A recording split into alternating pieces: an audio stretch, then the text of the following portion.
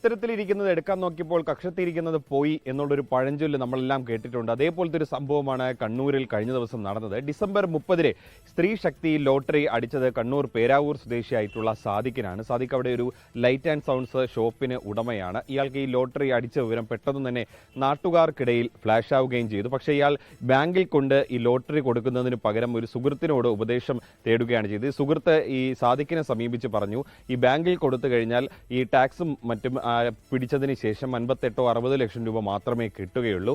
മറിച്ച് ഇത് കരിഞ്ചന്തയിൽ ബ്ലാക്ക് മാർക്കറ്റിൽ കൊടുക്കുകയാണെങ്കിൽ കൂടുതൽ പണം കിട്ടുമെന്നും ഈ സാദിഖിനെ പറഞ്ഞ് വിശ്വസിപ്പിച്ചു. ഇതിനെ തുടർന്ന് ഈ സാദിഖ് ഇത്രയും ദിവസമായി, ഏതാണ്ട് ഇപ്പോൾ 10-15 ദിവസത്തോളമായി ഇത്രയും ദിവസം ഈ ലോട്ടറി ബാങ്കിൽ കൊണ്ടു കൊടുക്കാതെ കൈവശം വച്ചിരിക്കുകയായിരുന്നു.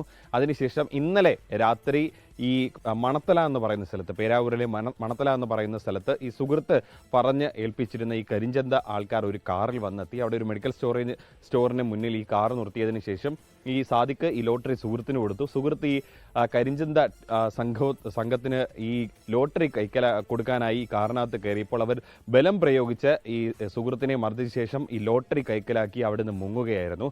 എന്തായാലും അപകടം മണത്ത സാദിഖ് ഉടൻ തന്നെ പേരാവൂർ പോലീസിൽ പരാതി നൽകി. പോലീസിന്റെ അന്വേഷണത്തിലാണ് ഇപ്പോൾ ഒരാളെ അറസ്റ്റ് ചെയ്തിരിക്കുന്നത്. കണ്ണൂർ ചക്കാട് സ്വദേശിയായിട്ടുള്ള ഷുഹൈബ് എന്നയാളെയാണ് അറസ്റ്റ് ചെയ്തിട്ടുള്ളത്. പോലീസ് കേസ് എടുത്തിട്ടുണ്ട്. ഇതിന് പിന്നിൽ കുഴൽപ്പണ സംഘം എന്നാണ് പോലീസിന്റെ ഒരു പ്രാഥമിക വിലയിരുത്തൽ.